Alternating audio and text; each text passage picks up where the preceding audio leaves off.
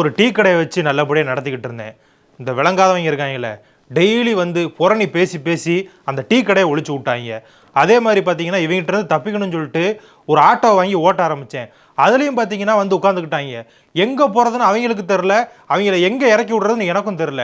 அதுவும் பார்த்தீங்கன்னா நாசமாக போச்சு. ஸோ நம்ம அடுத்து ஒரு தொழில் பண்ணுறோன்னு வைங்களேன், இவங்களோட டார்ச்சர் இருக்கக்கூடாது அப்படின்னு சொல்லிட்டு 2 நாள் லீவு போட்டு உட்காந்து தலையை பிச்சுக்கிட்டு யோசிச்சதுல இந்த முடிவு எடுத்திருக்கேன். Cutting shaving cutting shaving cutting shaving சினே கட்டிங் சப் cutting scissor cutting jumper cutting bumper cutting Sachin cutting அத்தனை கட்டிங் ஸ்பெஷல் சார் இந்த சண்முகம். அப்பா இருளப்பா ஆத்தா மீனாட்சி ஒச்சாயி, நீங்க தான் இந்த தொழிலை கூடவே இருந்து காப்பாற்றணும். இந்த தொழில் வேலையை பாருங்க, சாமி கும்பிட்டு இருக்க, அதை முடி வெட்டி விடு. என்ன நீங்க கூட இருக்குன்னு சொன்னா இந்த மூதேவியை அனுப்பி விடுறீங்க? மூதேவியா? ஐயோ கார்த்தி, நான் முடி வெட்டுற கடை வைக்கிறது உனக்கு எப்படியா தெரியும்? முதல்ல வந்து உட்காந்துருக்க. 24/7 உங்களை ஃபாலோ பண்ணிட்டே இருப்பேன், எங்கே போனாலும் வந்துடுவேன். என்ன தொழில் பண்ணாலும் கஸ்டமர் நான் தான். உனக்கு முடி நல்லா தானே இருக்கு, இது எப்படியா வெட்டுறது? பரதேசி படத்தில் அதர்வா இருப்பார்ல, அந்த கட்டிங் பண்ணி விடுங்க. நீ பார்க்கவே பரதேசி மாதிரி தானே இருக்க, இன்னும் முடி வேற வெட்டி பரதேசி மாதிரி ஆக்கணுமாக்கும். சரி என்ன பண்ண, கஸ்டமராக வந்து தொலைஞ்சிட்ட, உனக்கு வெட்டாம விட்டா சரியா இருக்காது. கார்த்தி, பரதேசி படத்துல வர்ற மாதிரி வெட்ட சொன்னியே, நான் அந்த படம் பார்த்தது இல்ல, அதனால தெளிவா சொல்லி எப்படி முடி வெட்டணும்? சேது படத்துல வர விக்ரம் மாதிரி வெட்டி விடுங்கண்ணே. இங்க பாரு, என்ன கொலை காண்டாகிட்டு இருக்க நீ. நான் ஏற்கனவே பார்த்தேன்னா உங்களால தான் ரொம்ப நொந்து போயிருக்கேன். இப்போ பார்த்தேன்னா இங்கே ஒரு போர்டு எழுதி போட்டிருக்கேன், பாத்தியா இல்லையா? அரசியல் பேசாதீர்கள்னு. இங்க வந்து இப்படி அந்த படம் பார்த்தியா இந்த படம் பார்த்தியான்னு கேட்டுக்கிட்டு இருக்கேன். எனக்கு வேற வேலை இல்லைன்னு நினச்சியா? சொன்னா கேளு, அரசியல்லாம் பேசாத. நீ வந்து என்னை ட்ரிகர் பண்ணி விட்ற, அதனால எனக்கு ரொம்ப பாதிப்பாகுது. நீங்கள் நல்லா வந்து உங்களுக்கு நேரத்தை போக்கிட்டு போயிடுறீங்க. ஒழுங்காயிரு, எப்படி ஓட்டணும்னு சொல்லு. அண்ணா, கோட் படம் ட்ரெய்லர் பார்த்தீங்களா? ஆமாம் தம்பி, நல்லா இருந்துச்சு தம்பி. விஜய் என்னப்பா சின்ன பையன் மாதிரி மாறிட்டாரு, சூப்பரா இருந்துச்சு தம்பி. அவர் எப்பவுமே எங்க தான் இருப்பாரு. சரி, அவருடைய கட்சி கொடியை நாளைக்கு லான்ச் பண்றாராம். அப்படியா? பரவாயில்லையே தம்பி, அரசியலுக்கு வர்றேன்னு சொல்லி வாக்க நிறைவேற்றிடுவாரு போலயே. ஆமாண்ணே, முந்தா நாள் வந்து ஒரு கொடியை வந்து அவருடைய கட்சி அலுவலகத்தில் ஏற்றி பார்த்துருக்காரு. எப்படி ஏற்றலாம், கரெக்டாக ஏற்றினா கரெக்டாக வருமா அப்படின்னு சொல்லி சும்மா ஒரு ட்ரையல் பார்த்துருக்காரு. நாளைக்கு வந்து அபிஷியலாக அவங்க கட்சி மன்ற நிர்வாகிகள் 250 பேரை நாளைக்கு வர சொல்லியிருக்காரு. அவர்கள் முன்னிலையில் பணியூரில் இருக்கக்கூடிய அலுவலகத்தில் கட்சி கொடியை நாளைக்கு ஏற்றுறாரு. அதுக்கு பாதுகாப்பு கோரி ஈசிஆர் சரவணன்றவருடைய தலைமையில் இன்னைக்கு போய் காவல் ஆணையர் அலுவலகத்தில் மனு கொடுத்துருக்காங்க. அப்படியா? அவரும் மற்றவங்கள மாதிரி பூச்சாண்டி காட்டாம நேரடியாக அரசியலில் குதிச்சுட்டாரேப்பா, பெரிய விஷயம்தான். சரி, இன்னொன்று தெரியுமா? என்னது? ஆனால் இவரெல்லாம் அரசியலுக்கு வர்றாரு, ஆனால் எங்கள் கட்சியை தாண்டி அவரால் ஜெயிக்க முடியாதப்பா. நாங்கள் தான் அடுத்த ஆட்சிக்கு வருவோம் போல, அந்த அளவுக்கு நலத்திட்டங்களை பண்ணிக்கிட்டே இருக்கோம். குறிப்பாக சொல்லணும்னா தமிழ்நாட்டில் முதலீட்டாளர்கள் மாநாடு தொடங்கி வைக்கப்பட்டிருக்கு. நம்ம தளபதி இருக்கார்ல, அவர் தான் இந்த மாநாட்டை தொடங்கி வச்சிருக்காரு. தளபதி விஜயா? இல்ல தம்பி, தளபதி மு.க. ஸ்டாலின் அவர்கள். அது மட்டும் இல்லாம இந்த மாநாட்டில் 51,157 கோடி மதிப்பிலான திட்டங்களுக்கு அடிக்கல் நாட்டப்பட்டிருக்கு தம்பி. இந்த நிகழ்ச்சியில முதல்வர் பேசுறப்ப என்ன சொல்லியிருக்காருன்னா, கடந்த 3 ஆண்டுகள்ல 9.74 லட்சம் கோடி முதலீட்டை நாங்க வந்து ஈர்த்திருக்கோம். இதன் மூலமா 6.40 லட்சம் பேருக்கு வேலை வாய்ப்பு கிடைத்துள்ளது. அது மட்டும் இல்லாம தமிழ்நாட்டில் நல்லபடியா தொழில் நடத்தலாம் அப்படிங்கிற நம்பிக்கை முதலீட்டாளர்களுக்கு வந்திருக்கு அப்படின்னு முதல்வர்கள் சொல்லியிருக்காங்க. இதுக்கெல்லாம் காரணம் யார் தம்பி? நம்ம ஆட்சி தான் தம்பி, எங்க ஆட்சி தம்பி. உங்க ஆட்சி தான் காரணம் எல்லாம் தெரியுது. ஆனா எதிர்கட்சியில் என்ன கேட்கறாங்க அப்படின்னா, நீங்க இத்தனை கோடி அத்தனை கோடின்னு முதலீடுகளுக்கு கையெழுத்து போடுறீங்க, கையெழுத்து போறத விட சரி அதை ஆரம்பிக்கவே மாட்டேங்குது அப்படின்னு கேள்வி எழுப்புறாங்க. அதுவும் நியாயம் தானே? அதெல்லாம் ஆரம்பிக்கிறதுக்கு டைம் எடுக்கும்ல. அது மட்டும் இல்லாமல் பெண்கள்லாம் பாதுகாப்பாக இருக்கிறது தமிழ்நாட்டில் தான் அப்படின்னு தளபதி அவர்கள் எடுத்து கூறியிருக்காருப்பா. பார்த்தேன் அந்த செய்தியை பார்த்தேன். உலகத்துக்கே தெரியும் தமிழ்நாட்டில் தான் பெண்களுக்கு பாதுகாப்பு அதிகமாக இருக்குன்னு சொல்லியிருக்காரு. ஆமாம், கொஞ்சமாவது நியாயமா இருக்கா? மனசாட்சியோட பேசணும். நம்ம என்னப்பா மனசாட்சியோட பேச? போன வாரம் தான் உரத்த நாட்டில் ஒரு கூட்டு பாலியல் வன்கொடுமை நடந்தது. அதை பற்றியே இன்னும் பேசி முடிக்கல. அதுக்குள்ளே நீங்கள் வந்து பெண்களுக்கு பாதுகாப்பான என்ன நியாயமா? அது எப்பா மற்ற சம்பவங்கள் நடக்காத நாள் இருக்கா இந்த ஊரில்? என்னென்ன பேசுறீங்க? எல்லாம் சரி செய்வோம்ப்பா விரைவில். ஒவ்வொன்றுக்கா நடவடிக்கை எடுத்துக்கிட்டு தானே இருக்கும். ஆட்சிக்கு வந்து 3.5 வருஷம் ஆச்சு, இன்னுமா சரி செய்றீங்க? தம்பி, இதுக்கு தான் சொன்னேன் நான், முடிவெட்ட வந்து அரசியல் பேசாத அப்படின்னு. அதுக்கு ஒத்துக்கிட்டு தானே உட்காந்த. இப்போ தேவையில்லாம என்ன ட்ரிகர் பண்ணிக்கிட்டே இருக்க. டீ கடை முடிவெட்டுற கடை, இங்கே தானே அரசியல் பேசணும். சரி, நீ சொன்னா கேட்க மாட்டேன், வேற ஏதாவது செய்தி வச்சிருக்கியா? சரி விடுண்ணா, அரசியல் பேசினா நீ கோவப்படுற. சரி, உனக்கு எப்படி இந்த சலூன் கடை வைக்கணுன்ற எண்ணம் வந்துச்சு? டீ கடை வச்சிருந்த, அப்புறம் ஆட்டோ ஓட்டுன, இப்போ சலூன் கடைக்கு வந்திருக்க. விதவிதமாக மார்க்கெட்டேரியே கமல் விட அதிகமாக கிட்ட போடுவியோ? அதுவா தம்பி, என்ன விஷயம் தெரியுமா? நான் வந்து அடுத்து என்ன கடை வைக்கலாம் உங்ககிட்ட இருந்து தப்பிக்கிறதுக்கு அப்படின்னு சொல்லிட்டு மக்கள்கிட்ட எல்லாம் கேட்டிருந்தேன். அதாவது நம்ம சப்ஸ்கிரைபர்கள் கிட்ட, பார்வையாளர்கள் கிட்ட கேட்டிருந்தேன். அவங்க என்ன சொல்லியிருந்தாங்கன்னா, சலூன் கடை வைங்க அப்படின்னு சொல்லியிருந்தாங்க. நானும் யோசிச்சு பார்த்தேன், சலூன் கடைன்னு வச்சுக்கோமே, இன்னைக்கு நீ முடி வெட்டிட்ட, ஒரு 30 நாள் கழிச்சு தானே திரும்பி வருவேன், நாளைக்கு உன் தொல்லை இருக்காதுல, அதனால சலூன் கடை வச்சிடலாம்னு சொல்லிட்டு முடிவு பண்ணிட்டேன்ப்பா. எப்படி என்னோட ராஜதந்திரம்? ஓஹோ, அப்படி பேர் பண்ணுறியா? காசு ஆகணும் பரவாயில்ல, டெய்லி நான் ஃபேஷியல் பண்ணுறதுக்கு வரேன். என்ன தம்பி ஏதோ புலம்புற? ஒன்றும் இல்லைண்ணா, ரீசெண்டாக இதே சலூன் கடையை மையமாக வச்சு ஒரு படம் வந்துச்சு, மகாராஜான்னு ஒரு படம். பார்த்தியா? இல்லையே தம்பி, பார்க்கல. ஏன்னா தொழில் சம்மந்தப்பட்ட படம் பார்க்குறது இல்லையா? அந்த படம் பெரிய சாதனையே பண்ணியிருக்கு உலக அளவில். என்ன சாதனை தம்பி? நெட்ஃப்ளிக்ஸ் ஓடிடி தளம் இருக்குல்ல, ஆமாம், அதில் அதிகம் பார்க்கப்பட்ட இந்திய திரைப்படங்களில் முதல் இடத்தை பிடிச்சிருக்கு மகாராஜா படம். ஒரு தமிழ் படம்ன்றதுல ஒரு சந்தோஷம். அப்படியா? ஒரு தமிழ் படம் இவ்வளோ பெரிய சாதனை படைச்சிருக்குன்னா அதுக்கு வாழ்த்துக்கள் சொல்லிக்கலாம்ப்பா நம்மளும். அது எத்தனை பேர் பார்த்துருப்பாங்களோ அப்ராக்சிமேட்டாக சொல்லுங்க, நான் பார்ப்போம். என்ன தம்பி, ஒரு 1000 பேர் பார்த்துருப்பாங்களா? இல்லைண்ணா, 1.86 கோடி பேர் பார்த்துருக்காங்க அந்த ஓடிடி நெட்ஃப்ளிக்ஸ் தளத்தில். அப்போ இத்தனை பேரா பார்த்துருக்காங்க? அவ்வளோ பேர் பார்த்ததுனால தான் அதிகம் பார்க்கப்பட்ட இந்திய திரைப்படங்களில் முதல் இடத்தை பிடிச்சிருக்கு. அப்போனா பெரிய விஷயம் தான்ப்பா. அந்த படக்குழுவுக்கு நம்மளுடைய வாழ்த்துக்களை தெரிவிச்சுக்கலாம்ப்பா. சரி, இந்த தொழிலாவது உருப்படியாக பண்ணலான்னு பார்த்தா இவங்களா வந்து உட்காந்துருக்காங்களே. ஏய், என்னப்பா உனக்கு முடி வெட்ட வேற இடமே கிடைக்கல, எங்கே வந்து உட்காந்துருக்க? என்னண்ணே பண்ணுறது, முடி அதிகமாக வளர்ந்துருச்சு. சரி என்னண்ணே, முடி வெட்டி விடுங்க. சரி போ, என்ன செய்ய. அண்ணே சுத்தபத்தமாக தான் இருக்கு. எப்பா சுத்தமாக இருக்கு. இன்னைக்கு தான் நான் கடையை ஆரம்பிச்சிருக்கேன். சாக்கடையில் போட்டு முக்கிய கொண்டு வருவாங்க. கொஞ்சமாவது நியாயமா பேசுப்பா. அண்ணே பார்த்தனே, ஏதோ குரங்கம்மா பரவிட்டு இருக்காமா? ஆமா தம்பி, குரங்கம்மை பரவுதுங்கிறாங்க. அப்படின்னா என்ன அர்த்தம்? அண்ணா அது கொரோனா மாதிரி தொற்றாமண்ணே. அது பாகிஸ்தானில் ஒருத்தருக்கு வந்துருச்சான், ஸ்வீடனில் ஒருத்தருக்கு வந்துருச்சான், நாடு ஃபுல்லாக பரவிட்டு இருக்குண்ணே. இந்தியாவுக்கு இது வந்துட போகுது, அதனே கடுப்பாக இருக்கு. ஐயோ, இது வந்து எப்படி அந்த திரும்ப லாக்டவுன்லாம் போடுற மாதிரி சூழ்நிலை வந்துருமா? அண்ணே அந்த மாதிரிலாம் வராதுன்னு நினைக்கிறேன். அதுதான் உங்க அமைச்சரே சொல்லிட்டாரு, அமைச்சர் மா சுப்பிரமணியன்.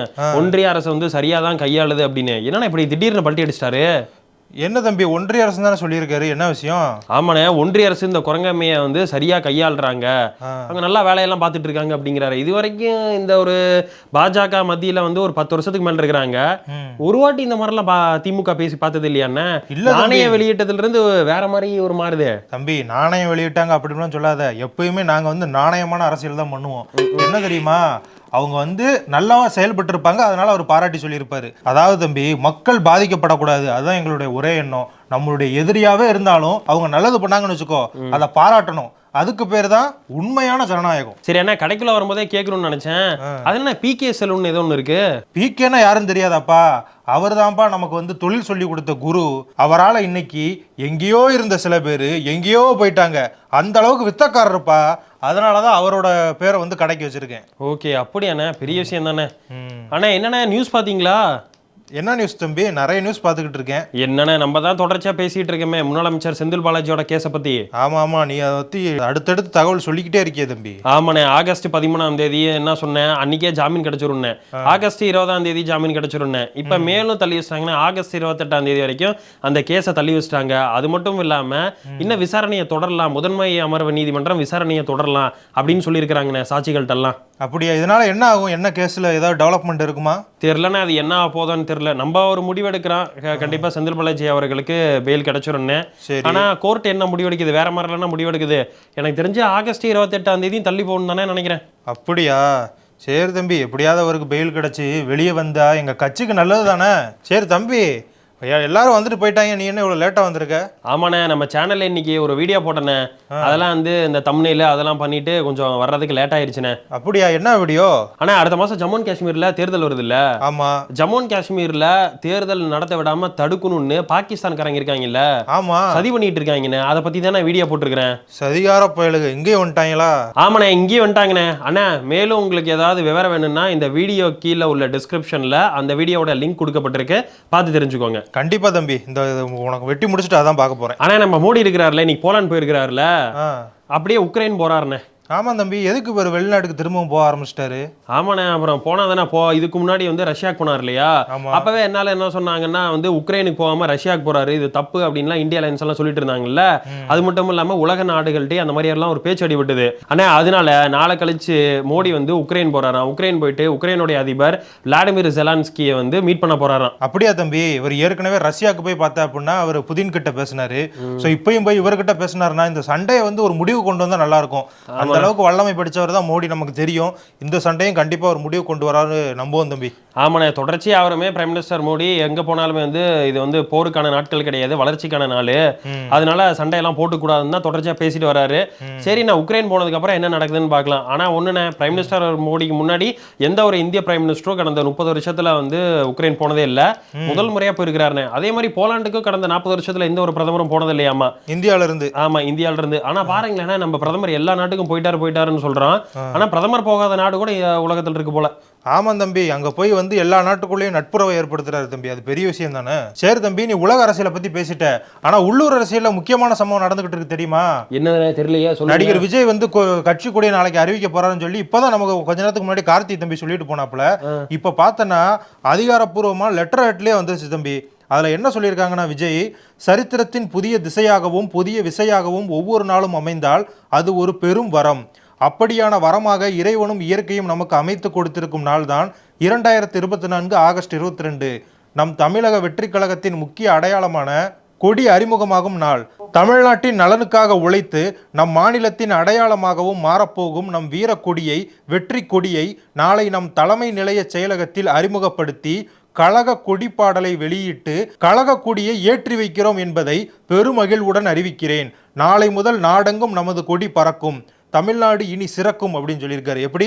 நாளை முதல் நாடெங்கும் நமது கொடி பறக்கும், தமிழ்நாடு சிறக்கும். ஆனா இப்படிதானே கமல்ஹாசனும் சொன்னாரு. கடைசியில என்ன ஆயிடுச்சு, உங்களுடைய கட்சியோட ஐக்கியம் ஆயிட்டாரு.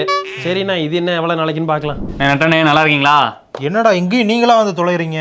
என்னடா இவ்வளவு நாள் முடிவெட்டாம இருந்து நான் கடை திறந்த உடனே தான் உனக்கு முடிவெட்டணும் தோணுச்சாக்கும். ஆமாண்ணே, என்ன ஏதாச்சும் அழகாக்கி விடுண்ணே. உன்னை என்னத்தனை அழகாக்க இருக்கிறதானே வரும். என்ன இதுக்கு முன்னாடி நிறைய தொழில் பண்ணியிருக்க, அதுக்கெல்லாம் முன் அனுபவம் தேவையில்லை, இதுக்கு முன் அனுபவம் தேவை. முடிடி வெட்ட தெரியுமா இல்லை சும்மா போட்டிருக்கியா? அப்பா, எங்க வீட்டு பக்கத்துல செம்மறி ஆடுலாம் இருக்குல்ல, ஆமா, அதுக்கெல்லாம் நான் தான்ப்பா முடி வெட்டி விடுவேன். அனுபவம் போகாதா? ஆட்டுக்கே வெட்டிட்டேன், அவ்வளோ ஹார்டான முடி. இந்த முடி எவ்வளோ சாஃப்டா இருக்கு, இலவம் மஞ்சள் மாதிரி இருக்கு. இது வெட்ட மாட்டேனா? சும்மா ஏதாவது பேசிக்கிட்டு இருக்காது. என்ன ஆட்டு முடி மனுஷன் முடி ஒண்ணா? என்ன லூஸ் மாதிரி பேசிட்டு இருக்க? திரும்பியா வெட்டி விடுறேன். அப்ப எதுக்கு வந்த? சரி, இதுக்கு முன்னாடி ஆட்டோ ஓட்டுனே, அது காசு எப்படி டிசைட் பண்ணுவ? தம்பி, என்னத்தை டிசைட் பண்ண? ஏறி உட்கார்றவனை பொறுத்து இருக்கு. இப்ப நீ எல்லாம் ஏறி உட்கார்ந்தா காசா கொடுக்க போற. மற்றவங்க யாரோ ஒரு நல்ல கஸ்டமர் வந்தால் எப்படி தெரியுமா டிசைட் பண்ணுவேன்? சரி, வண்டி எவ்வளோ தூரம் போகுது, அதுலேருந்து எனக்கு எவ்வளோ கிடைக்கும், பெட்ரோல் காசு, டீசல் காசு, இது எல்லாத்தையும் பார்த்து தான் இது பண்ணுவேன். வண்டியோட தேய்மானம் அதெல்லாம் பார்த்து தான் டிசைட் பண்ணுவேன். சரி, நீ ஆட்டோவில் போகிறவங்களுக்கு இப்படி டிசைட் பண்ணுற, அப்போ ஃப்ளைட்டில் போகிறவங்களுக்கு இப்படி தான் டிசைட் பண்ணணும். எப்பா, ஃப்ளைட்டில் போகிறவங்கள பற்றி கவலைப்படணும். நான் எதுக்கு? நான் இது வரைக்கும் ஃப்ளைட்டில் போனதே கிடையாது. ஏன்னா இப்படி தான் ஒரு வக்கீல் லக்னோ டு பெங்களூர் வரைக்கும் ஃப்ளைட்டில் போயிருக்காரு. ஃப்ளைட்டில் போனவருக்கு டிக்கெட் ப்ரைஸ் வந்து 10,000 ரூபா. அதில் கியூட் ஃபீஸ்ன்னு சொல்லிட்டு 50 ரூபா போட்டிருக்கானுங்க. கியூட் ஃபீஸா? அப்படின்னு என்னதுப்பா? அவரும் இணையதளத்தில் கியூட் ஃபீஸ்னா நான் அழகா இருக்கன்றதுக்காக 50 ரூபா போட்டிங்களான்னு கேட்டிருக்காரு. அதுக்கு ஃப்ளைட்ல இருந்து என்ன சொல்லியிருக்காங்கன்னா, அது கியூட் ஃபீஸ் கிடையாது, அது சோதனை கருவிக்கான 50 ரூபா ஃபீஸ்ன்னு சொல்லியிருக்காங்க. சோதனை கருவினா என்னது? செக்கிங் மிஷினா? ஆமா, அதுதான் 50 ரூபா போட்டு தனியா வந்து எஸ்டிமேட் பண்ணி காமிச்சிருக்காங்க. திருப்பி அதுக்கு அவர் என்ன ரிப்ளை பண்ணிருக்காருன்னா, மக்கள் வரி பணத்துல இருந்தா அந்த கருவியை வாங்கிருக்கீங்க, திருப்பி மக்கள் கிட்டே அந்த சார்ஜஸா போறீங்களா திருப்பி அவர் கேட்டிருக்காரு. தம்பி, நானும் இந்த மாதிரி முடிவெட்டுற சார்ஜோட சேர்த்து கியூட் ஃபீஸ்னு ஒரு சார்ஜை போட்டு விடலான்னு இருக்கேன்ப்பா. ஓ, அப்ப நான் கியூட்டா இருக்கேன் நானே? நீ எங்க கியூட்டா இருக்க?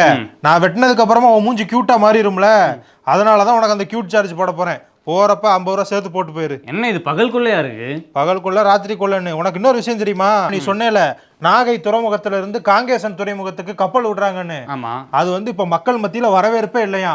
அதனால வாரத்துக்கு 7 நாள் இருந்த அந்த சவாரியை இப்ப 3 நாள் குறைச்சிட்டாங்களாம். 3 நாள் தான் வாரத்துல போக முடியுமா. அப்படியே நீங்க ஒரு 8 போயிட்டு வர வேண்டியதானே? நான் என்னத்த போக, உள்ளூர்ல கடை வச்சாலே வந்து உசுரை வாங்குறீங்க, இப்ப வெளியூர்ல வேற கடை வைக்கணுமாக்கும். நீங்கெல்லாம் பார்க்காத அளவுக்கு கண்காணாத இடத்துக்கு போகணுமாப்பா. அண்ணே, ஊர் பக்கம் போனீங்களே, எனக்கு சாப்பிட்றது ஏதாச்சும் வாங்கிட்டு வந்தீங்களா? தம்பி, உனக்காக நான் வாங்கி வச்ச ஐட்டங்கள்லாம் என்ன தெரியுமா? மக்ரூனி பர்கர், பர்கரா, சிக்காங் கொக்கா, சிக்காங் கொக்காவா, டக்கிலோவா, ஸ்ப்ரிங் ரோல், சிக்கன் கெபாப், இதெல்லாம் வாங்கி வச்சிருந்தேன். என்ன தெரியுமா, பார்சல் கொண்டு வந்து பஸ்ஸில் வச்சுட்டு டீ குடிக்கிறக்காண்டி இறங்கினேன் தம்பி. அதுக்குள்ள இறங்கி ஏறுறக்குள்ள எவனோ ஒருத்தன் அடிச்சுட்டு போயிட்டான். சரி, இதெல்லாம் எங்க வாங்குனீங்க? நம்ம வம்புழுத்தாம்பட்டி பஸ் ஸ்டாண்டுல. வம்புழுத்தாம்பட்டியா? அங்கெல்லாமே இந்த ஐட்டம்லாம் கிடைக்குது தம்பி. நம்ம ஆட்சியில எல்லா ஊர்லயும் எல்லாமே கிடைக்கும், அதுதான் நம்ம ஆட்சியினுடைய சிறப்பு. சரி நீ உண்மையை சொல்றியோ பொய் சொல்றியோ ஆனா உண்மையிலே கோயம்புத்தூர்ல ஆம்னி பஸ் ஸ்டாண்ட்ல திருட்டு நடக்குதுவா? திருட்டு நடக்குதா? என்ன விஷயம் தெளிவா சொல்லு. என்ன ஒருத்தர் லேப்டாப் போன் எல்லாம் அவரோட பிளேஸ்லயே வச்சுட்டு டீ குடிக்க போயிருக்காரு. அந்த டீ குடிக்கிற கேப்ல ஒருத்தன் பஸ்ல ஏறி அந்த லேப்டாப் எல்லாம் திருடிட்டு போயிட்டான். தம்பி இது வந்து என்ன தெரியுமா, நான் வந்து உனக்காக தீமண்டம்லாம் வாங்கி வச்சிருந்தேன்ல, அதை தொலைச்சதுக்கும் அந்த ஒருத்தர் வந்து லேப்டாப்பை தொலைச்சாருன்னு சொன்னேன்ல, அவர் தொலைச்சதுக்கும் அவர் தான் காரணம். ஏன் அப்படின்னு பாத்தியா, நம்மளுடைய பொருளை நம்ம தான் தம்பி பாதுகாப்பாக வச்சுக்கணும்.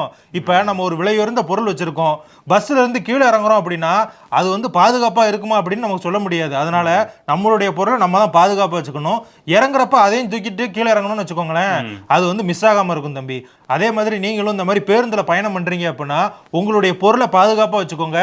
விலையுயர்ந்த பொருட்களோ இல்லைனா லேப்டாப்பு ஃபோனு இந்த மாதிரி எதுவும் வச்சுருந்தீங்கன்னா இறங்குறப்ப அதையுமே கையில் எடுத்துகிட்டு இறங்குங்க. ஏன்னா நம்மளுடைய பொருள் நம்ம தான் பாதுகாப்பாக பார்த்துக்கணும். அண்ணே உங்க ஊர் வம்புழுத்தாம்பட்டின்னு சொன்னீங்களே, அந்த ஊருக்கு எப்படி தான் போறது? தம்பி வம்புழுத்தாம்பட்டிக்கு வரணும்னு ஆசைப்படுறியா? ஆமா. அதெல்லாம் யாராலையுமே வர முடியாது. ஏன் அப்படின்னா எங்க ஊர் பாதையும் பார்த்தீங்கன்னா பாம்பு மாதிரி அப்படியே வளைஞ்சு வளைஞ்சு போகும். அங்கெல்லாம் நடக்கிறதும் கஷ்டம், வண்டியில போறதும் கஷ்டம். எங்க சொந்த ஊருக்காரங்க மட்டும்தான் அங்க வசிக்க முடியும்.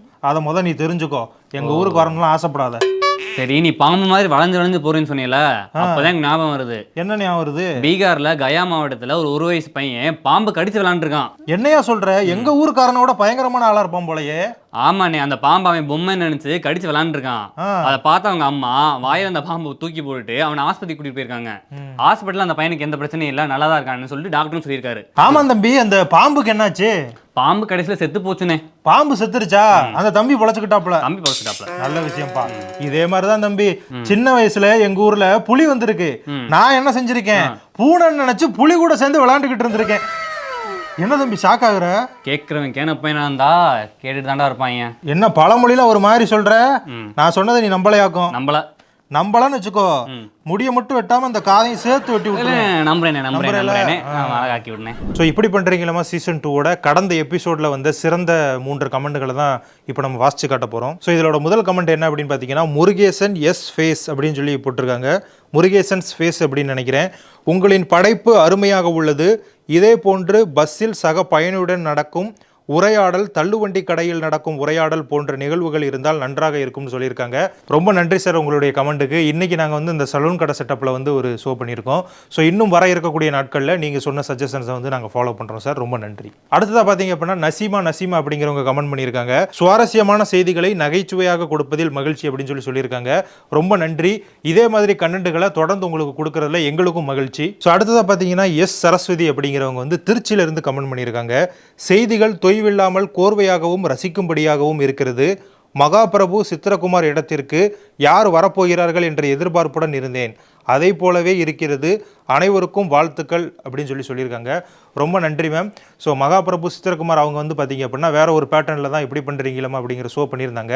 ஸோ நாங்கள் எடுத்துருக்கிறது பார்த்தீங்க அப்படின்னா புது முயற்சி. ஸோ இது வந்து வேற ஒரு பேட்டர்ன். ஸோ பேர் மட்டும் அதை வச்சுக்கலாம் அப்படின்னு சொல்லிட்டு தான் இப்படி பண்ணுறீங்களா சீசன் 2 அப்படின்னு வச்சிருக்கோம். ஸோ தொடர்ந்து அந்த ஷோக்கு நீங்கள் கொடுத்த ஆதரவு போலயே இந்த ஷோக்கு உங்களோட ஆதரவு கொடுங்க. ஸோ தொடர்ந்து நம்மளுடைய வீடியோக்களை பாருங்க, உங்கள் நண்பர்களுக்கும் உங்கள் தெரிஞ்சவங்களுக்கும் ஷேர் பண்ணுங்க. ஸோ அதே மாதிரி அடுத்து நீங்கள் கமெண்ட் பண்ணுறீங்க அப்படின்னா உங்களுடைய பேரையும் ஊரையும் வந்து கமெண்ட் பாக்ஸில் சேர்த்து போடுங்க. அப்போ தான் நமக்கு வந்து வாசிக்கிறது ஈஸியாக இருக்கும். ஸோ தொடர்ந்து உங்களுடைய கருத்துக்கள் நாங்கள் எதிர்பார்க்குறோம். ஸோ இந்த ஷோ எப்படி இருந்துச்சு அப்படின்னு சொல்லி இந்த கமெண்ட்டில் தெரிவிங்க. ஸோ அது மட்டும் இல்லாமல் நம்முடைய பேசு தமிழா பேசுனுடைய அனைத்து சமூக வலைதளங்களையும் இரவு 8 மணிக்கு தொடர்ந்து இன்னைக்கு இருக்கக்கூடிய அரசியல் சூழலை பிரதிபலிக்கும் வகையில் ஒரு நையாண்டி கார்ட்டூன் போடுறோம். ஸோ அதுக்கும் உங்களுடைய ஆதரவு வந்து நிறைய வேணும் அப்படின்னு சொல்லி நாங்கள் கேட்டுக்கிறோம். அதையுமே உங்கள் நண்பர்கள் தெரிஞ்சவங்க எல்லாருக்கும் ஷேர் பண்ணி எங்களுக்கு ஆதரவு கொடுங்க. நன்றி. உலக தமிழ் சொந்தங்களுக்கு வணக்கம். நான் ராஜவேல் நாகராஜன். பேசு தமிழா பேசு வலையொலியுடைய வளர்ச்சிக்கு நீங்களும் உறுதுணையாக இருக்கணும்னு நினச்சிங்கன்னா இந்த வீடியோடைய டிஸ்கிரிப்ஷனில் இருக்கக்கூடிய ரேசர் பே லிங்கை கிளிக் பண்ணுங்கள். அந்த லிங்க்கில் போயிட்டு உங்களுக்கு விருப்பமான தொகையை பேசு தமிழா பேசுவனுடைய வளர்ச்சிக்கு உங்களுடைய பங்களிப்பாக நீங்கள் கொடுக்கலாம். நன்றி, வணக்கம்.